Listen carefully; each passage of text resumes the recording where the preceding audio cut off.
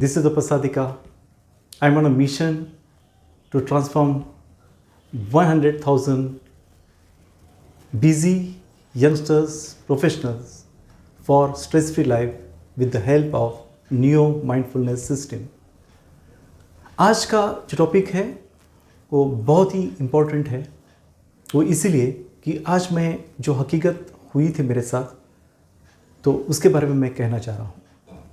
So it was year 1999 और जो मेरा कज़िन था बाड़ू, he was not feeling well since morning. तो पहले मैंने जस्ट वहाँ पे गया था, बाजू में रहता था मेरे घर के एरोड़ा में, और हम लोग ऑलमोस्ट सेम एज के थे उस वक्त। Round about he was 28 years. और हम लोग, मैं उससे बात करी तो बोला थोड़ा पीठ में लग रहा है, ऐसा अनईज़ी लग रहा है, मुझे चेस्ट में अनईज़ी लग रहा है। बोला डॉक्टर के पास जाएंगे, तो बोला नहीं मैं जाके आया, कल परसों कुछ मेडिसिन लाए हैं एंड इट्स ओके। देन मैं कुछ बाहर गया था कुछ काम से मेरे फ्रेंड को मिलने, वहाँ से मैं वापस आ गया विश्रांतवाड़ी से, और घर में जस्ट जा रहा ही था कि उस वक्त इमीडिएटली मेरा दूसरा एक कज़िन वो दौड़ते दौड़ते मेरे पास आया और बोला बड़े मम्मी की तबीयत ठीक नहीं है, इमीडिएटली चलिए, वो कैसा तो कर रहा है।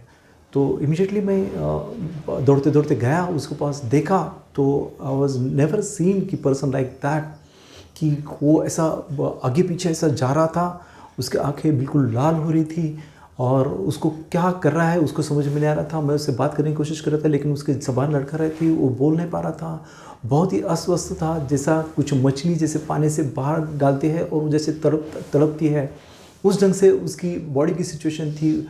और पूरा उसका बदन ऐसा जो हम लोग बोलते हैं कि लचपचा रहा था, उसको वो बहुत ही अपसेट था एक्चुअली, और दौड़ता था यहाँ वहाँ।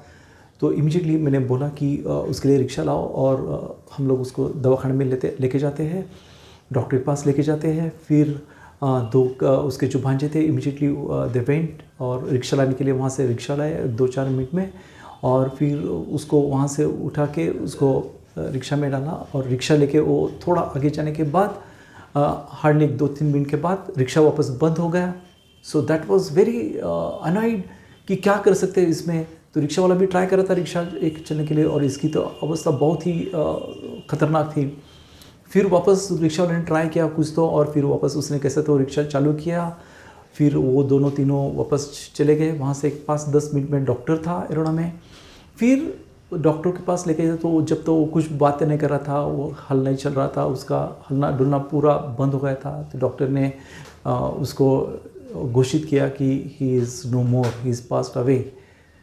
इट वॉज सो शॉकिंग कि the age 28 is not for living the world, और वो बेचारा पास अवे हो गया। So this was very sadful moment in our life कि हम लोग साथ में पले थे और साथ में हम लोग खेले थे, स्कूल में गए थे, और उसके साथ ऐसा हादसा हुआ, पूरा फैमिली उसका डिस्ट्रॉय हो गया, कौन उसको पालेगा।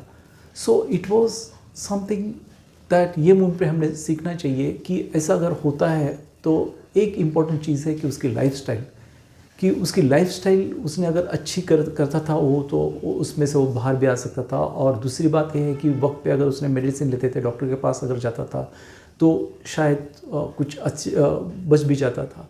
So the thing is that कि हम लोग ने ये उससे सबक सीखना चाहिए कि प्रॉपर ट्रीटमेंट लेना ज़रूरी है।